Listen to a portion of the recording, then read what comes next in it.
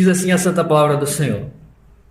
Ora, a serpente era o mais astuto de todos os animais do campo que o Senhor Deus havia feito. E ela disse à mulher: foi assim que Deus disse: não comereis de nenhuma árvore do jardim? Respondeu a mulher à serpente: do fruto das árvores do jardim podemos comer, mas do fruto da árvore que está no meio do jardim, disse Deus: não comereis dele, nem nele tocareis. Se o fizerdes, morrereis. Disse a serpente à mulher: com certeza não morrereis.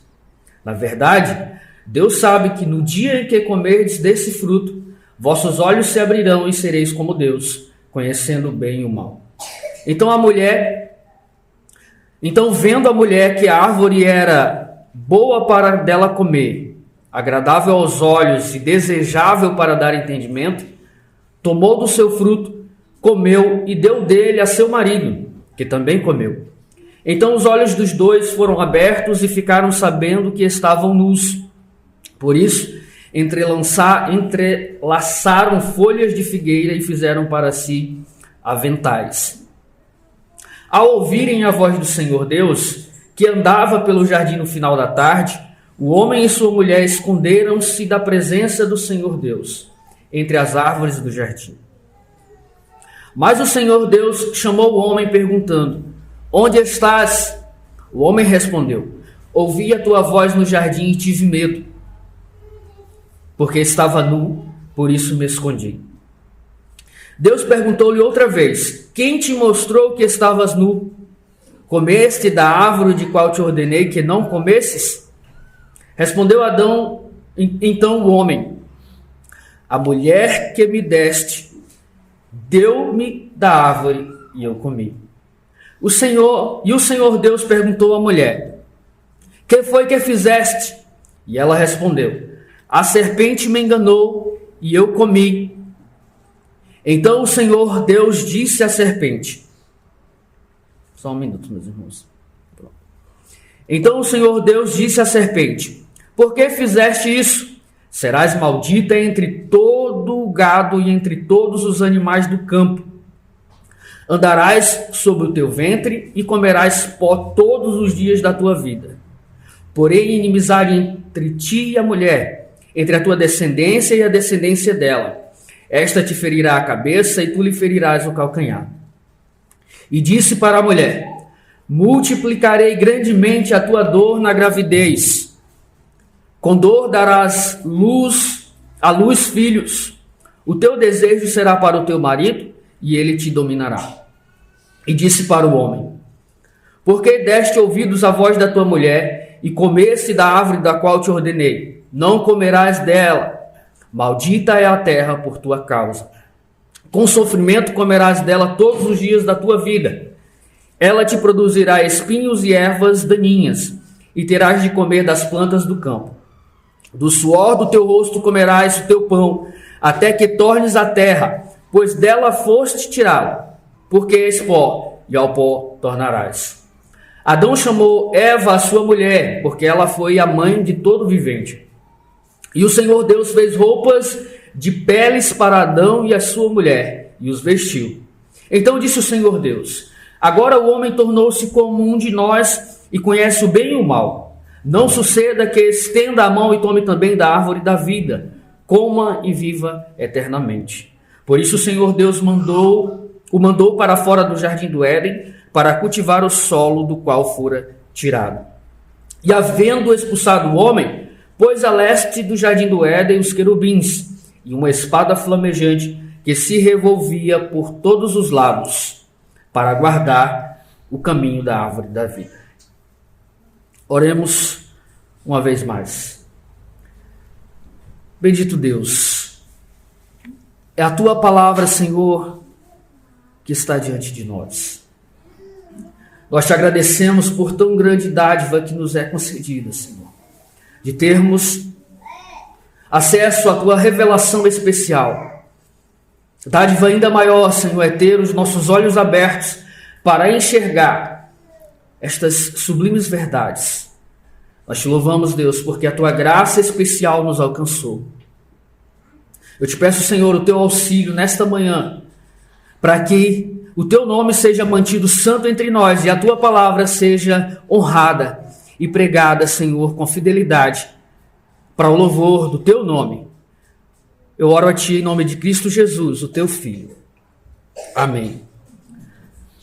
Amada igreja do nosso Senhor Jesus Cristo, Deus proporcionou todos os meios necessários para que Adão e Eva vivessem muito bem. Eles tiveram todas as suas necessidades supridas.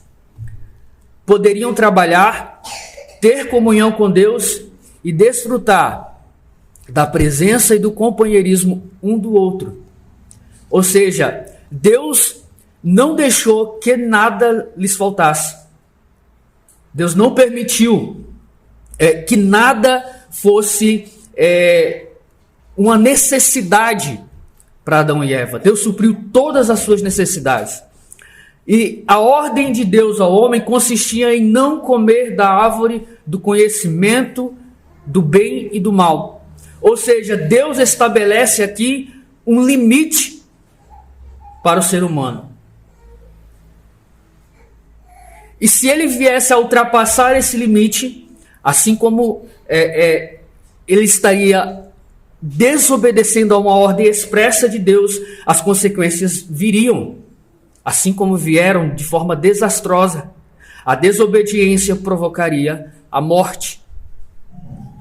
Então o Senhor Deus ordenou ao homem: podes comer livremente de qualquer árvore do jardim, mas não comerás da árvore do conhecimento do bem e do mal, porque no dia em que dela comeres, com certeza morrerás.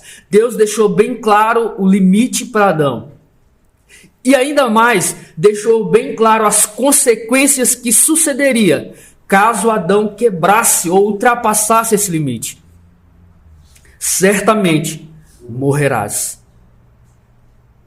Então, meus irmãos, com base no texto de hoje, nós vamos refletir um pouco sobre a queda do ser humano e a graça de Deus revelada a nós em Gênesis capítulo 3. Nosso primeiro ponto, então, é que a queda consiste em ceder à tentação. A essência de Gênesis 3, 1 ao 6, é que tanto o homem como a sua mulher desobedeceram a uma ordem expressa de Deus, apesar de que a ordem tenha sido dada diretamente ao homem. Nós vemos na leitura litúrgica que Deus dá uma ordem expressa ao homem.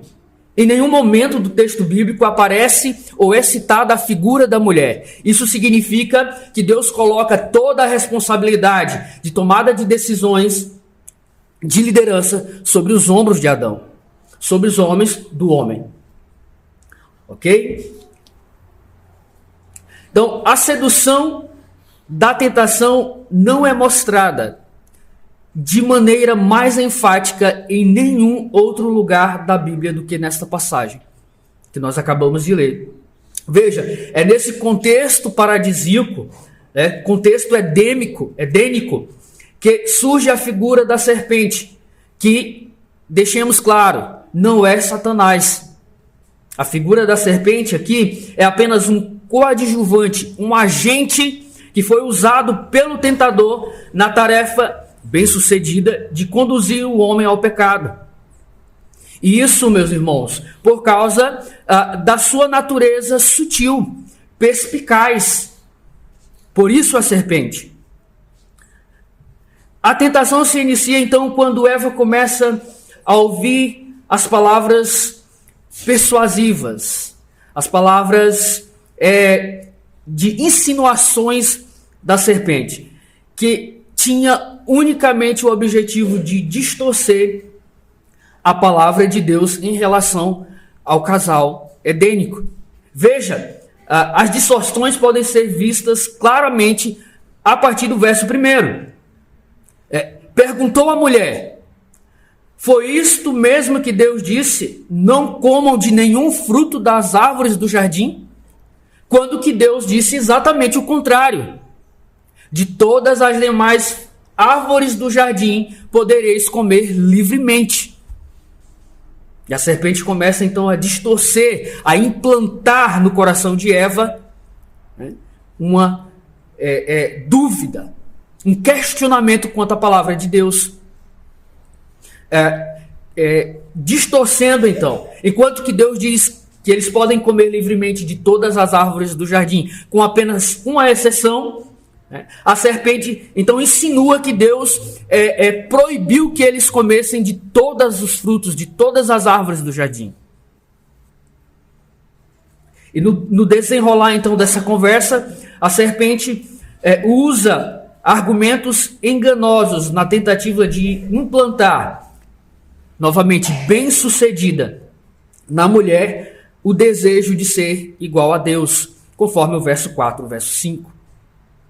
E infelizmente, Eva, atraída por aquilo que vê e imbuída do desejo de ser igual a Deus, cede à tentação, come do fruto, dá ao seu marido, que por sua vez, sem nenhum questionamento,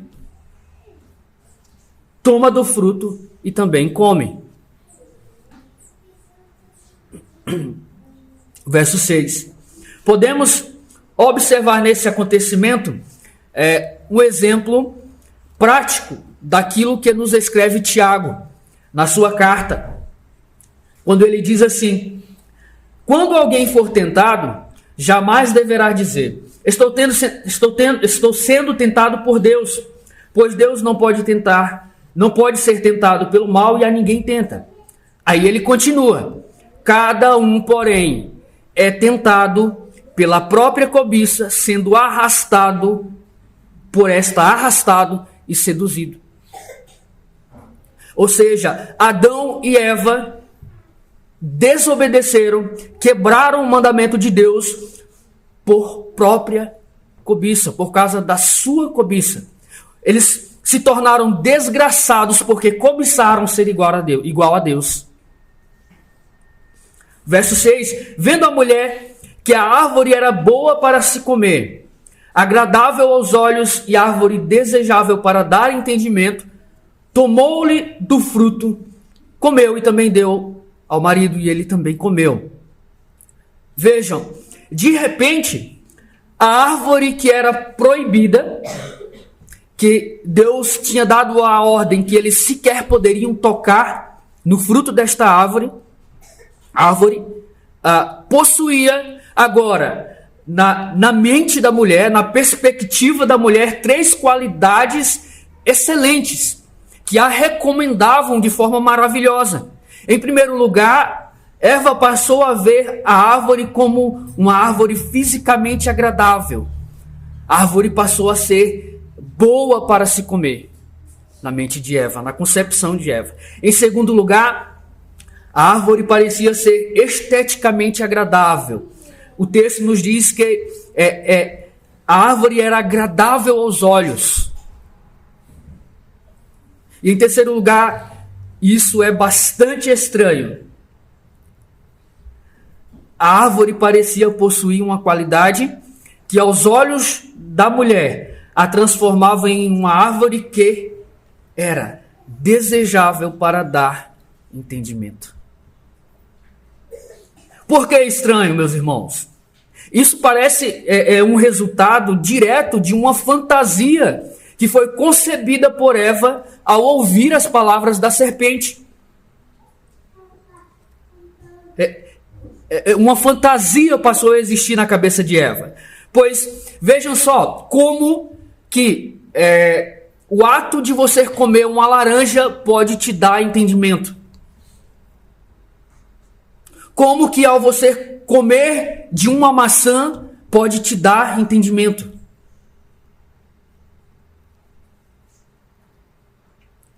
Fantasia na cabeça de Eva. Como alguém pode tornar-se mais sábio apenas por comer determinado fruto? Todavia, esta parece ser, das 3, as qualidades é aquela que mais apelava à mulher em sua desvairada fantasia. Dar entendimento. Obter entendimento. A ironia desta cena, meus irmãos, está estampada de uma forma na trama que nos entristece, deve nos trazer pesar ao coração. Ao decidir desobedecer o mandamento de Deus, ao decidir quebrar o mandamento de Deus, a mulher manifestava a mais absoluta falta de entendimento, que por ironia era exatamente o que ela estava buscando alcançar, mediante o ato de desobediência ao mandamento de Deus.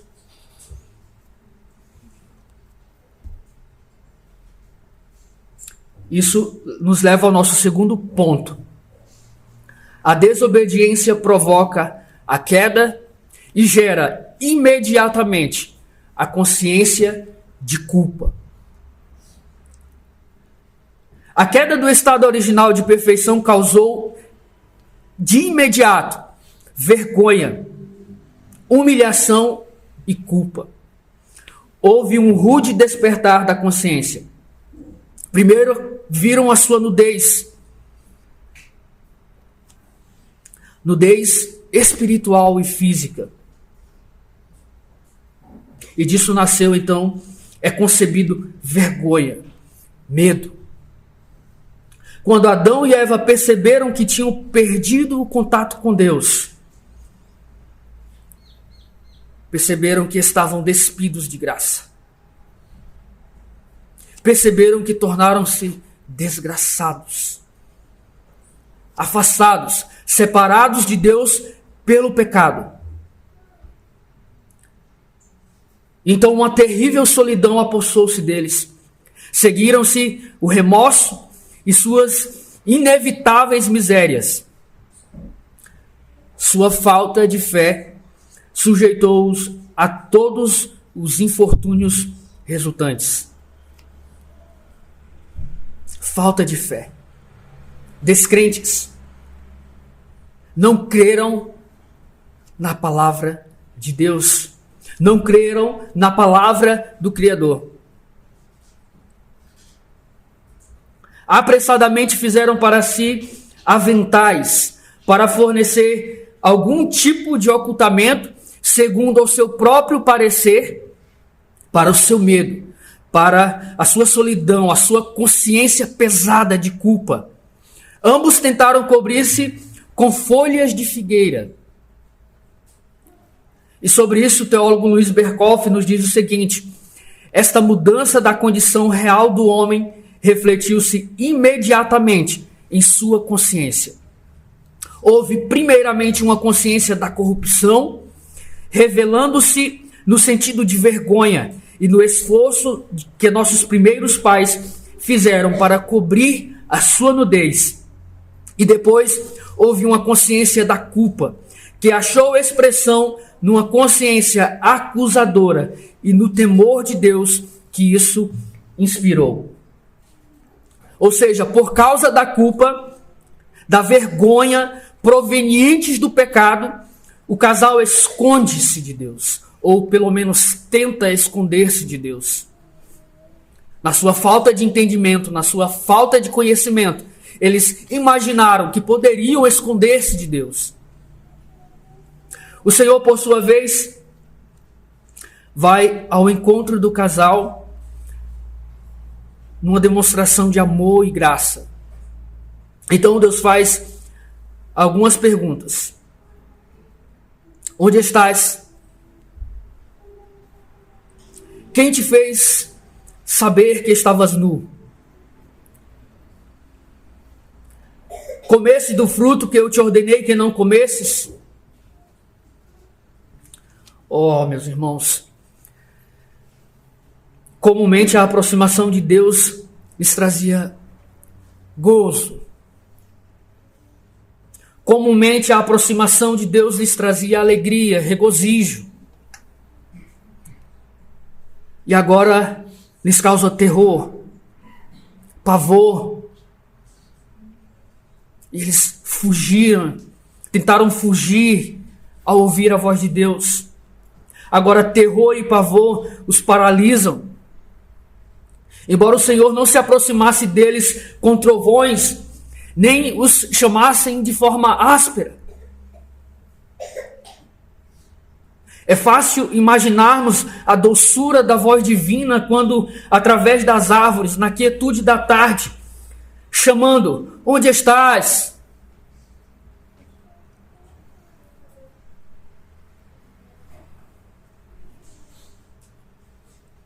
É claro que Deus sabia onde estavam Adão e sua mulher, mas procurou levar os transgressores gentilmente até a plena convicção dos seus pecados. Embora a justiça estivesse ditando o procedimento, o justo juiz daria a decisão, mas a misericórdia é quem dirigia. Mas a sentença seria pronunciada. Embora seja onisciente, Deus os interroga, induzindo-os a confessar a culpa.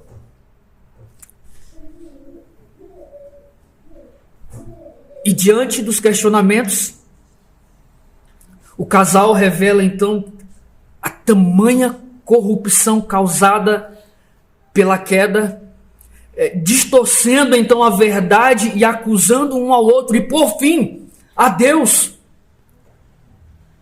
É a tentativa humana que se repete era após era de transferir a culpa e jamais assumi-la. É demônio. Tem que fazer libertação. É pecado geracional. Vem de geração em geração. Não, é a corrupção causada pelo pecado. Somos e são atraídos pela sua própria cobiça. Por isso incorremos em quebra do mandamento de Deus.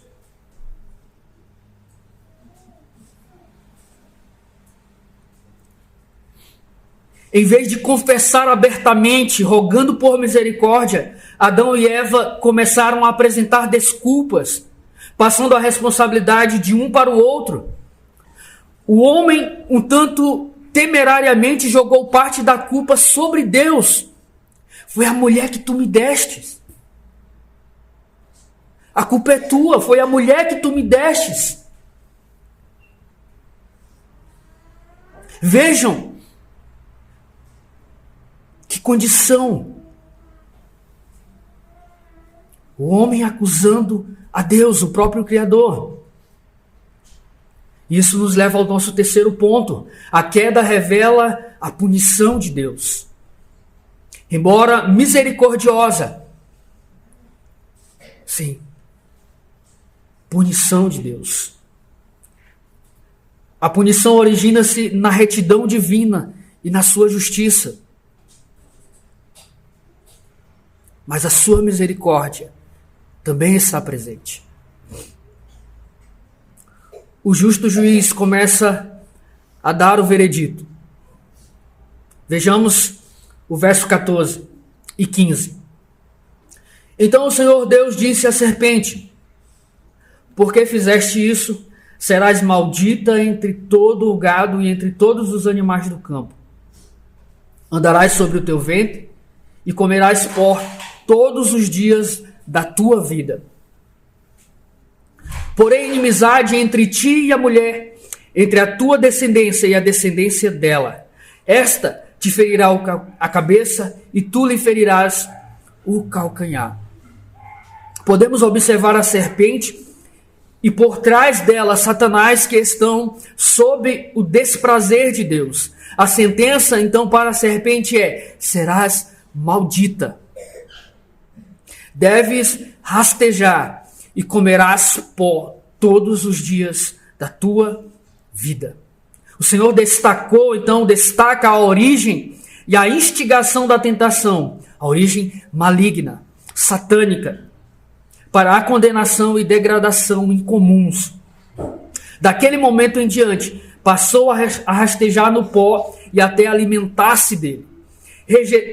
Rastejaria pela vida fora na desgraça, e o ódio seria a sua porção vinda de todas as direções. Os irmãos já se observaram ou observaram a reação de todo e qualquer ser humano quando se depara com uma serpente no mato ou em qualquer outro lugar? É de repulsa, aversão, ódio. Isso é natural, porque isso está expresso na justiça, na condenação e na punição por causa do pecado dos nossos primeiros pais. A punição seria executada então no contexto de hostilidade. Mas vejam, a queda colocou o homem em associação imediata com Satanás. Mas Deus, na sua graça, na sua misericórdia, ele rompe essa recém-formada aliança, transformando a amizade do homem com Satanás em inimizade e posteriormente restabelecendo a amizade de Deus, do homem com ele. Reconciliação, reconciliando o homem com ele. E em relação à mulher, a punição é mitigada, ela é amenizada, vamos dizer assim, se é que podemos assim falar, pois ela vai continuar a cumprir o seu papel de mulher. Eva não é removida, não é retirada do seu papel de mulher. Mas o problema é que agora a mulher não mais seria submissa a um homem moralmente puro, mas a um homem corrompido pelo pecado. A plena harmonia do relacionamento conjugal agora estaria também prejudicada pelo pecado. Poderá gerar filhos, Eva continua podendo gerar filhos, porém, em meio a sofrimento e com muitas dores dará à luz. Verso 16. Para a mulher, então, Deus predisse sujeição ao homem e sofrimento. Gravidez e parto seriam acompanhadas de agora em diante de dores. Eva continuaria realizando os seus anseios, mas agora realizaria os seus anseios e desejos femininos, não sem agonia. Em outras palavras, a mulher, como esposa e mãe, estaria constantemente sujeita à disciplina de Deus. E então, com referência a Adão, Deus o censurou por não haver exercido a sua condição de cabeça em relação à mulher. E também por desobedecê-lo, não expressando o seu senhorio sobre a criação. Quando Deus criou o homem, ele o coloca como senhor da criação. Nós vemos Adão sendo incumbido, inclusive, de dar nome aos animais.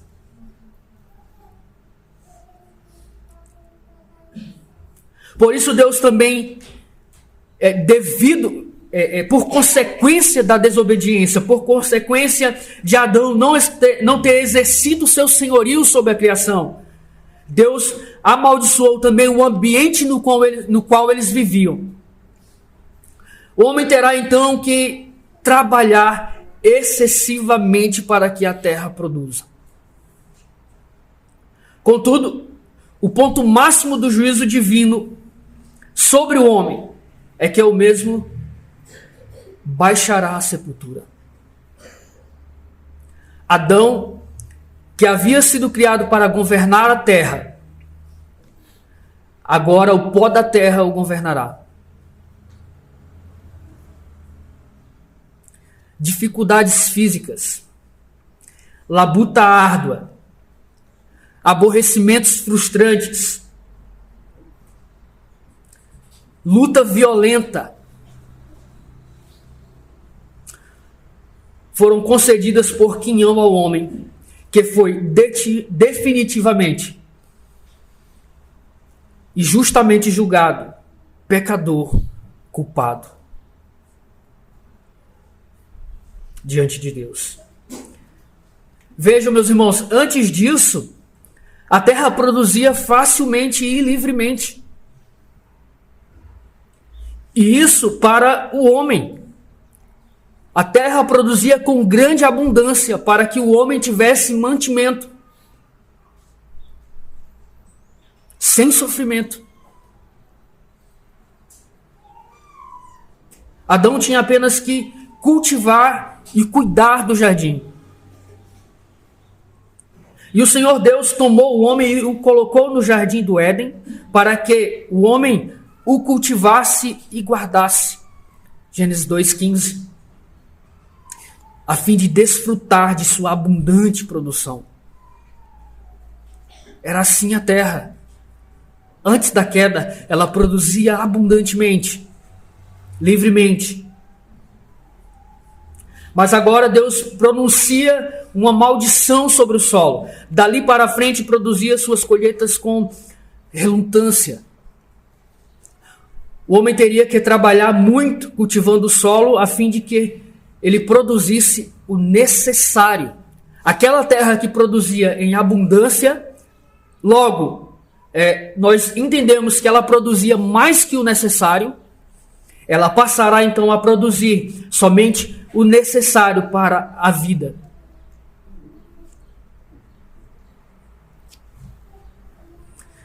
E ele teria que lutar então com espinhos e ervas daninhas, que antes não tinham destaque algum. Eram irrelevantes. E hoje, na verdade, após a queda, passou a ser um problema sério para o cultivo do solo. Ervas daninhas. Então, trabalho enfadonho, dificuldades e canseira seriam o seu quinhão diário.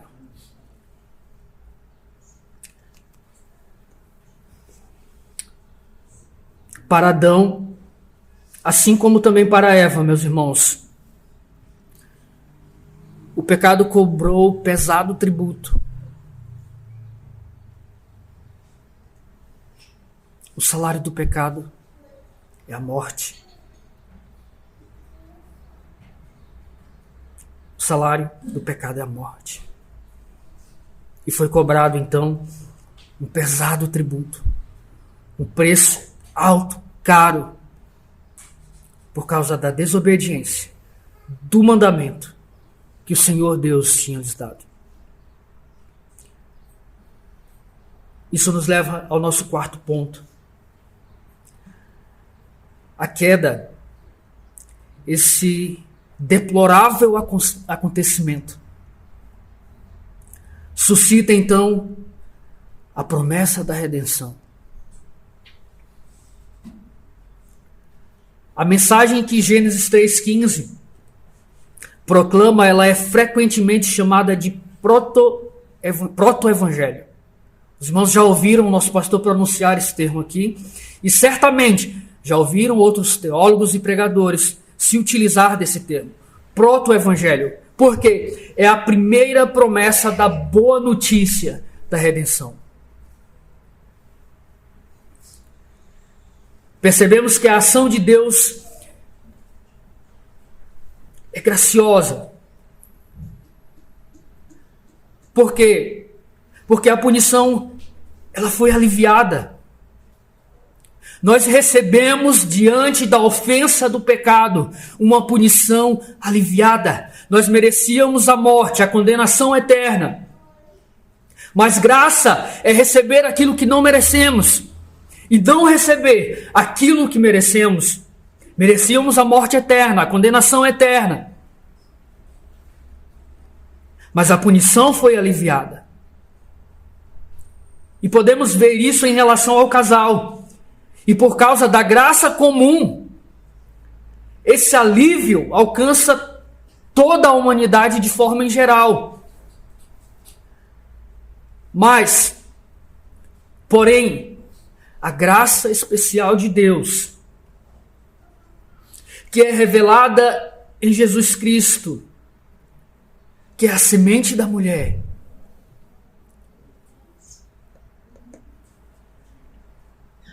a graça especial revelada em Cristo Jesus, graciosamente foi revelada a nós.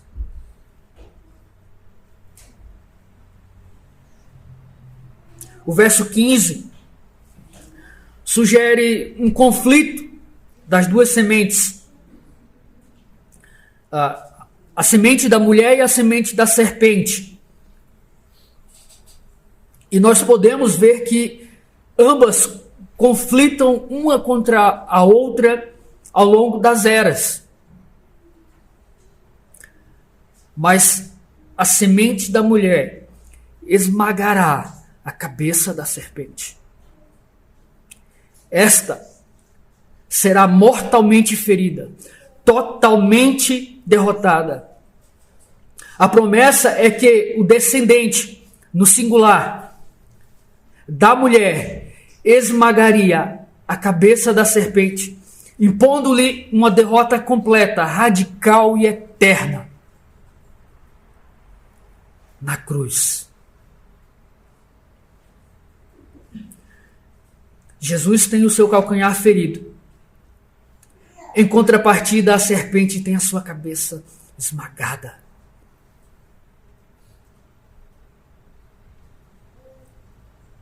Vejamos o que diz o verso 21.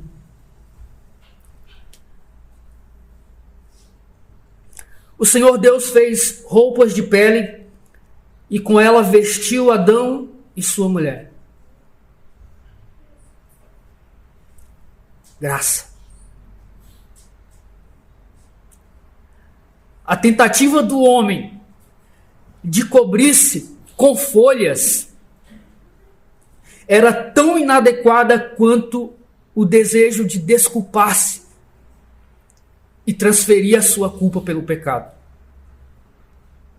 Quanto tempo duraria um frágil avental de folhas? Por quanto tempo isso ocultaria a sua vergonha?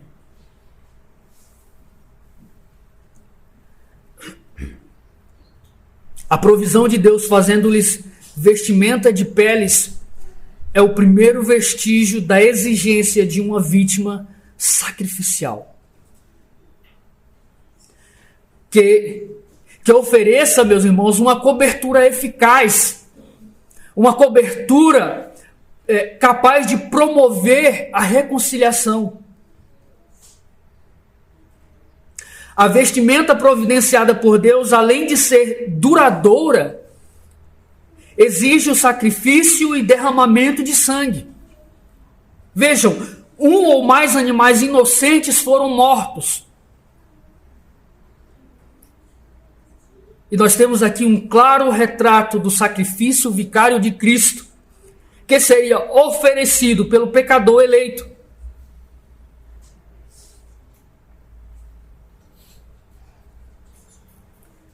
O verso 22 traz a ideia de que os seres humanos se tornaram independentes, autônomos, tentando decidir por si mesmo o que é bom e o que é mal. E nós vemos isso nos dias de hoje de uma forma cada vez mais agravante, cada vez pior. O homem tentando tornar aquilo que é mal em bom.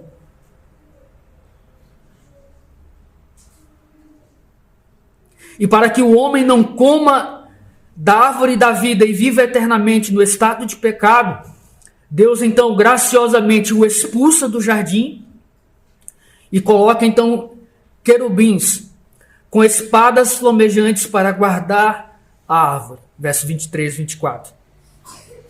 Vejam, os querubins, como guardiões,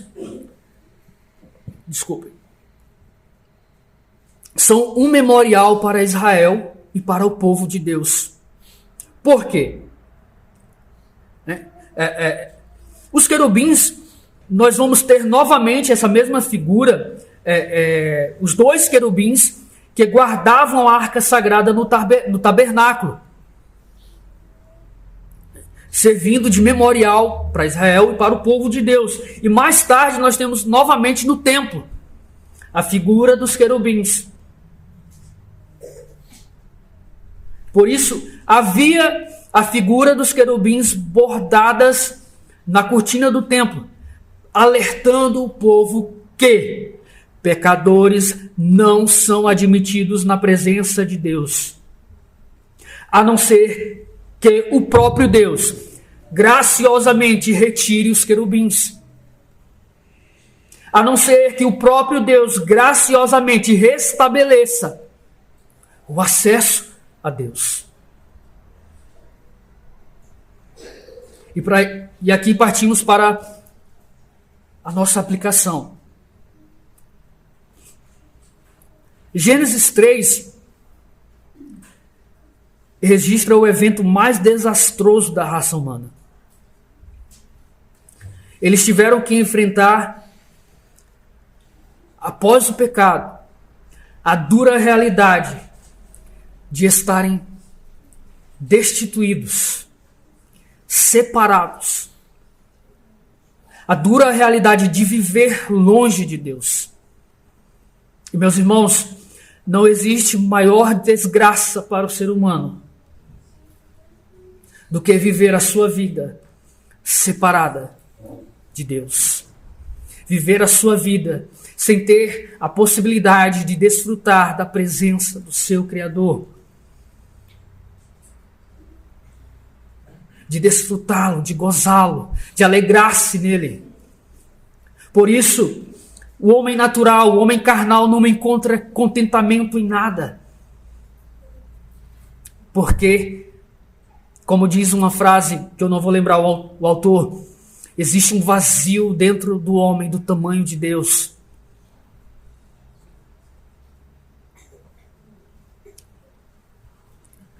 E ao se darem conta de estarem separados, longe de Deus,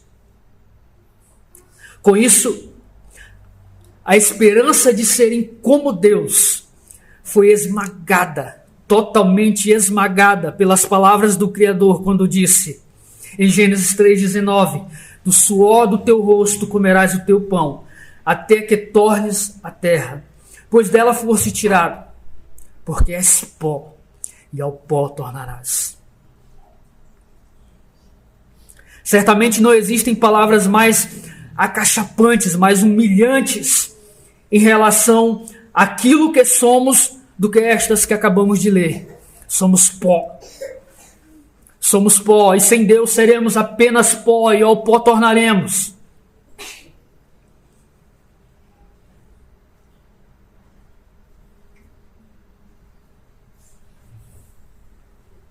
Comer do fruto proibido poderia parecer algo absolutamente inocente, mas o ato em si, como sabemos, escondia por baixo da superfície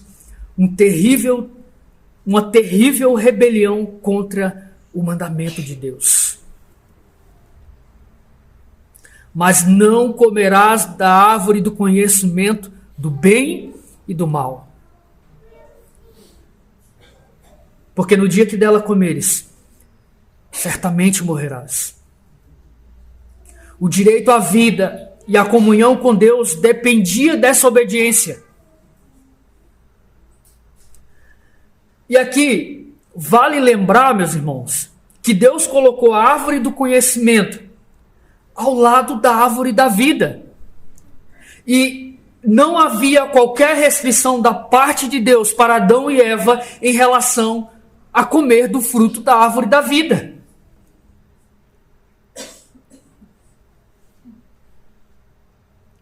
E ambas estavam ali, diante dos seus olhos.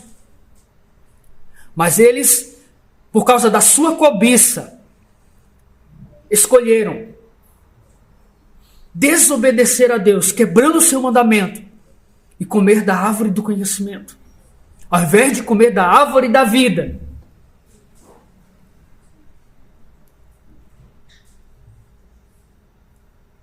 Escolheram quebrar a santa lei de Deus.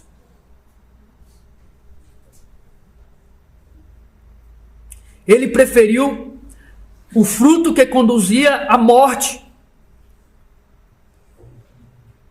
através da desobediência.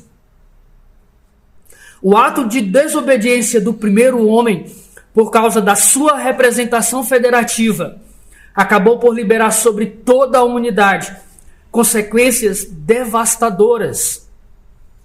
Todos os infortúnios, todas as dores, todas as desgraças que nós presenciamos, vivemos e enfrentamos hoje, é consequência do pecado.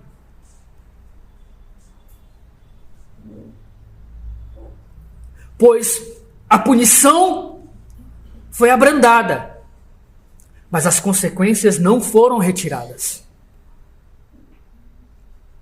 Se Deus punisse os nossos pecados da forma que merecemos, meus irmãos,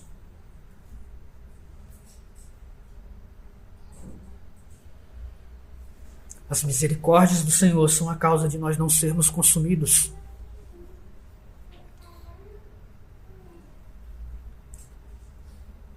Consequências devastadoras.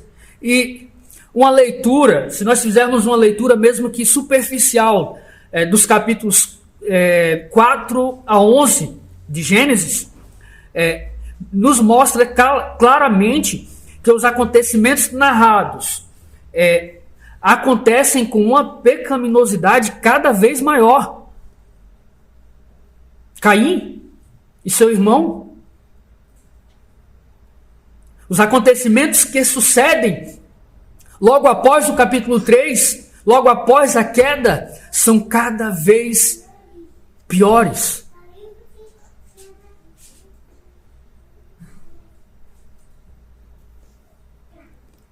Nos mostrando uma pecaminosidade cada vez maior. A degradação do homem cada vez maior.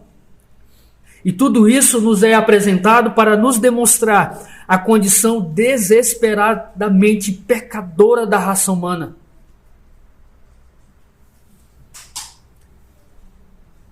Nas palavras do Salmo 14,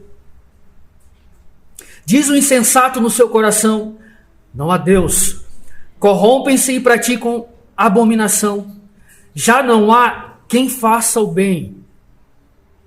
Do céu olha o Senhor para os filhos dos homens, para ver se há quem entenda, se há quem busque a Deus. Todos se extraviaram e juntamente se corromperam. Não há quem faça o bem, não há um sequer.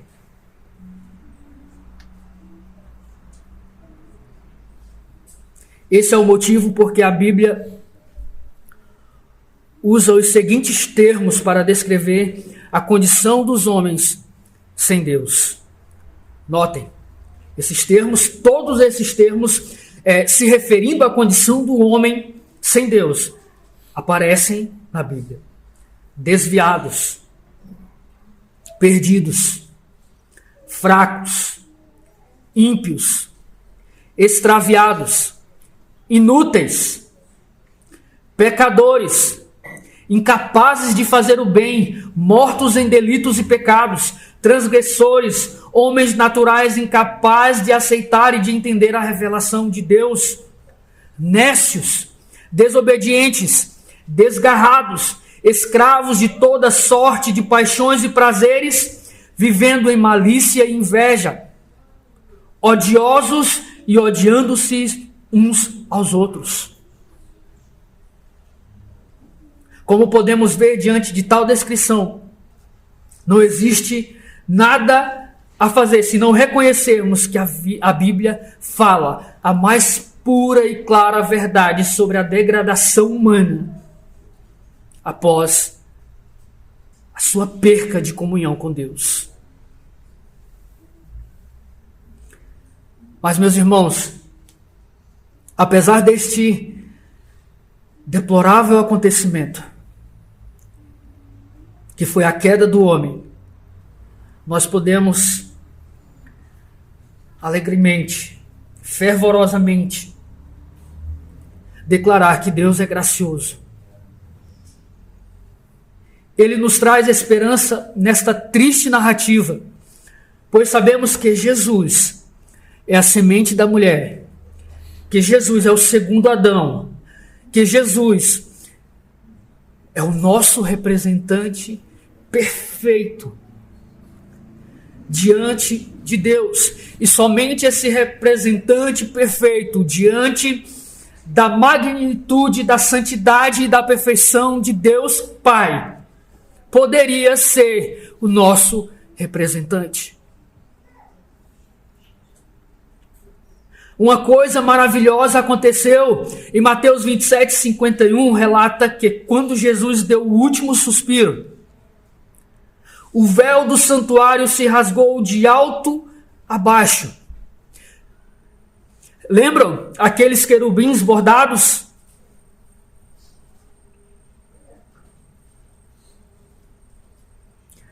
Aquele véu bordado com os dois querubins. Ou seja, quando o véu foi rasgado, o caminho de acesso a Deus ficou livre pelo novo e vivo caminho que é Cristo Jesus, o seu Filho, o Cordeiro perfeito, que foi imolado em nosso favor. A aparente vitória de Satanás se converteu em total derrota.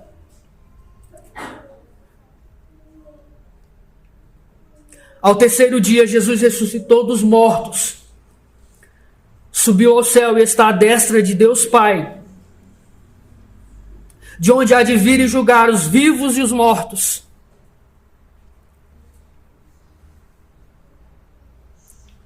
O livro de Apocalipse nos diz que o primeiro a ser julgado será Satanás. Capítulo 20, verso 10. O diabo que as enganava foi lançado no lago de fogo que arde com enxofre. Atente ainda para o que João vê. Então o anjo me mostrou o rio da água da vida que, claro como cristal, fluía do trono de Deus e do Cordeiro, na rua principal da cidade. De cada lado do rio estava a árvore da vida, que dá 12 colheitas, dando fruto todos os meses. As folhas da árvore servem para a cura das nações. Já não haverá maldição nenhuma. O trono de Deus e do Cordeiro estará na cidade, e os seus servos o servirão. Bem-aventurado aqueles que lavam as suas vestiduras no sangue do Cordeiro, para que eles assistam o direito à árvore da vida e entrem na cidade pelas portas.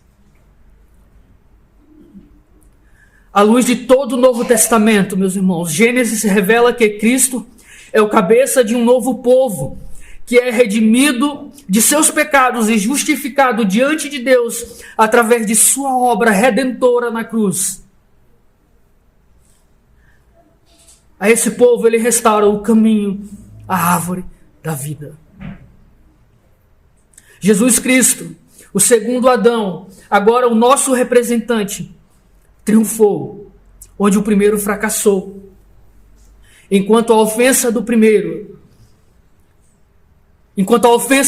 Adão trouxe morte, os méritos do segundo Adão trouxeram vida e vida abundante. Graças a Deus, o paraíso será restaurado por intermédio de Cristo Jesus, o seu Filho. Esta é a esperança para todos quantos sofrem neste interim. E o apóstolo Paulo nos diz que aquilo que está preparado para nós não se compara a nenhum infortúnio que tivermos que enfrentar para que cheguemos até lá. O paraíso será algum dia restaurado. E nós, mais uma vez, desfrutaremos da mais plena comunhão com Deus. depois de tudo que ouvimos hoje, meus irmãos, que o Santo Espírito de Deus comunique à nossa consciência que toda felicidade, que toda realização buscada a parte de Deus nesta terra levará a tragédia, dor e morte. Quando o homem cai nas seduções deste mundo, sendo enganado, inevitavelmente chegará à miséria. O salário do pecado é a morte. Contudo, apesar da amplitude, da imensidão, das multidões dos nossos pecados, Deus é quem vem em nossa direção. Ele, misericordiosamente, dá o primeiro passo em nossa direção, pois nós estávamos mortos em pecados e delitos. Se nós não fôssemos vivificados pelo seu Santo Espírito, jamais nós atentaríamos para estas sublimes verdades. Nós jamais honraríamos a santa lei de Deus. Nós jamais manteríamos o seu nome santo entre nós.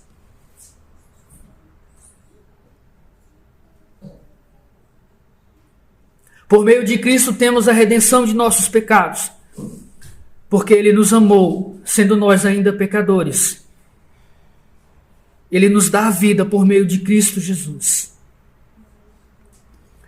A Ele seja a glória e o domínio pelo século dos séculos. Amém. Amém, meus irmãos.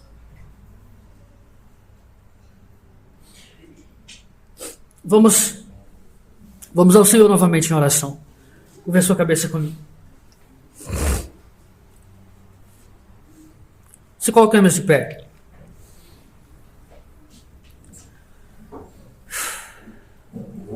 Bendito Deus, Senhor e Pai. Nós te agradecemos, Senhor, pela tua palavra. Nós te agradecemos, Senhor, porque a tua graça especial foi revelada a nós. Foi comunicada aos nossos corações através da ação do teu Santo Espírito.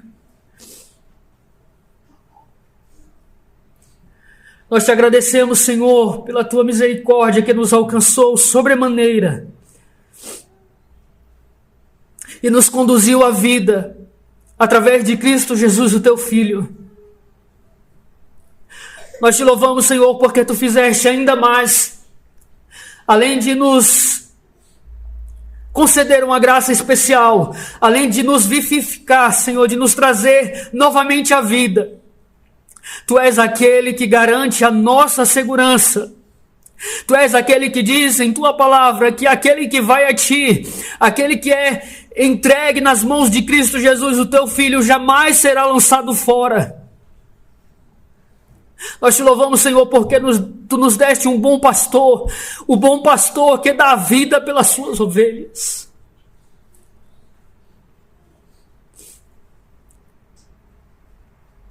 Que o teu nome, Senhor, seja mantido santo e glorificado entre nós. Amém.